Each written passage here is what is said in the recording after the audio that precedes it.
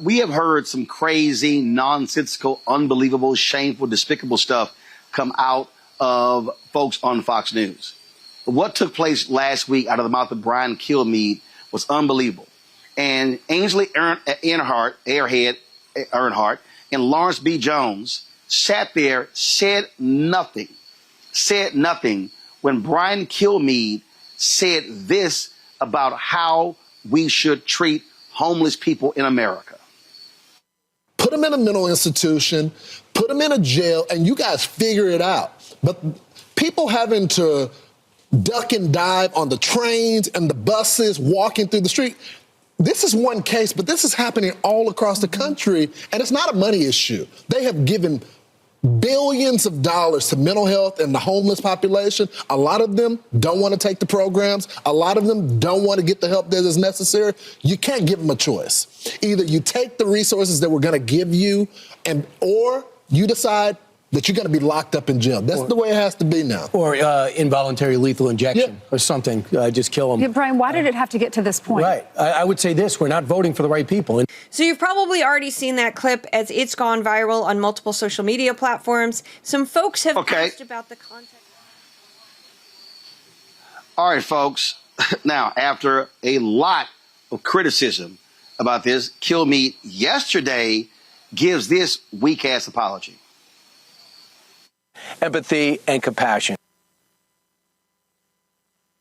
In the morning, we were discussing the murder of Irina Zaruska in Charlotte, North Carolina, and how to stop these kinds of attacks by homeless, mentally ill assailants, including institutionalizing or jailing such people so they cannot attack again. Now, during that discussion, I wrongly said they should get lethal injections. I apologize for that extremely callous remark. I'm obviously aware that not all mentally ill homeless people act as the perpetrator did in North Carolina, and that so many homeless people deserve our empathy and compassion.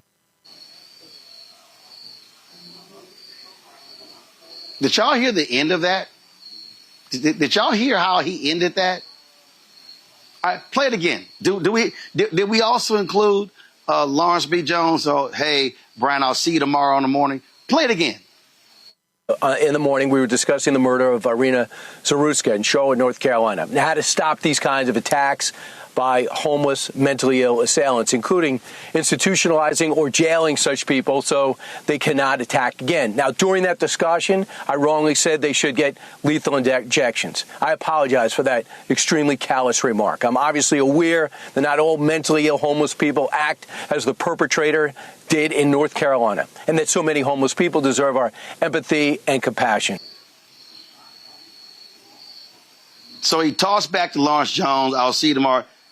Renita, that was just shameful. Should have been fired. Involuntary, just kill them?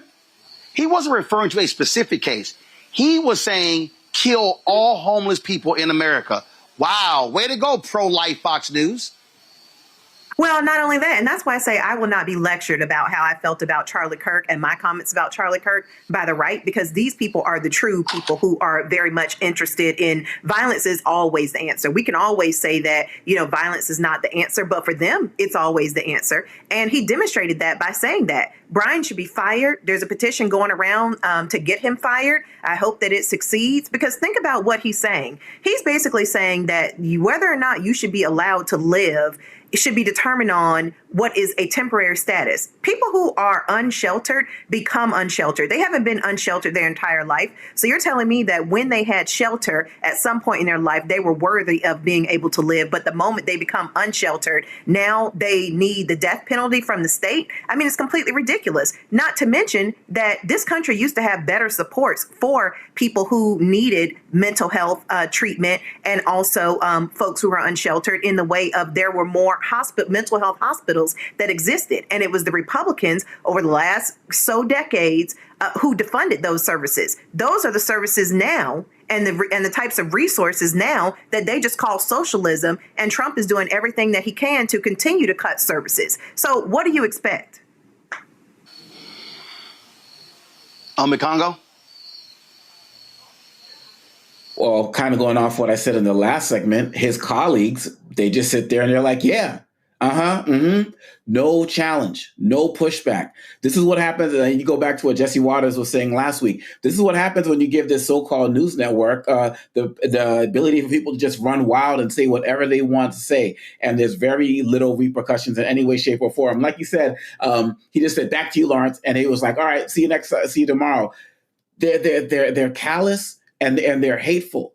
And the language that comes from them, I mean, this is Hitler-esque language. I mean, he was talking about going after the undesirables. That's what the homeless people are in many of their minds. And at what point do these guys have to start taking real accountability for their actions without having a multi-million-dollar lawsuit? If they think that this is done just because he gave that fake apology, I'm glad the online petitions are circulating. And I'm hoping that more pressure comes, because this is the same type of mindset that leads to homeless people being attacked on the street because they feel like it's justified, undocumented folks being attacked on the street, and anybody who quote unquote looks undocumented.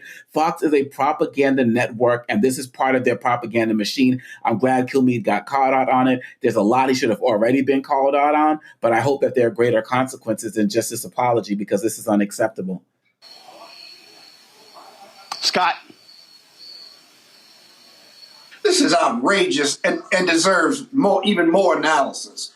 First of all, we keep trying to make out like these are human beings or they have human thoughts. It is inhumane to say what Kilmeade said and what the rest of the Fox hosts said.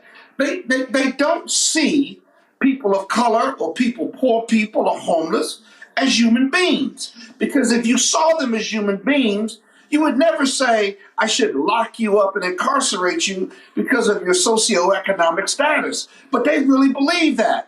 And then when Brian Kilmeade says, kill them, lethal injection and kill them, my goodness, you want to kill another human being because they're homeless or they won't accept help? My God, what have we come to? Now, look at the apology, Roland. What you were really trying to get at, I think, was that he didn't apologize for saying to kill him by lethal injection. He apologized for lacking empathy or for saying that. He didn't say he didn't believe that to be the case. He still believes that. He just shouldn't have said it, and he should have been more empathetic and come up with something else to say. But in his heart of hearts, he still believes that. That's why he should lose his job. That's why he shouldn't be spouting off. Because you know what? That crazy MAGA person who's mentally ill, who's watching Fox News, they're out there. They're going to go and start jumping on and killing homeless people or mandating that they be locked up because they're not religious, right, Christian conservatives who make $100,000 a year. That's really what's outrageous about that clip right there. Really outrageous. And nobody's correcting them. Nobody. Well, first of all, Fox News won't do anything. They allow heinous stuff all the time.